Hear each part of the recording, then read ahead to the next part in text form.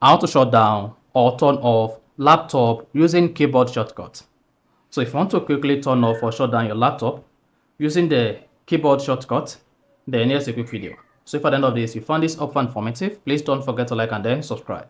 Now, to shut down or turn off your laptop using keyboard shortcut, what you need to do is press the Windows key plus X and then press U twice. So you need to press the U button twice once you press the Windows key and X. So go ahead and press the Windows key and X. Then you should see this menu comes up. Now, to turn off or shut down your Windows using shortcut, go ahead and press the U button twice. Then you should see your Windows shutting down. You see that? And then you are good. So that's exactly how to turn off or shut down Windows or laptop using keyboard shortcut. That is Windows, X, and then U twice, and then you are good. So if you found this offer informative, please don't forget to like and then subscribe.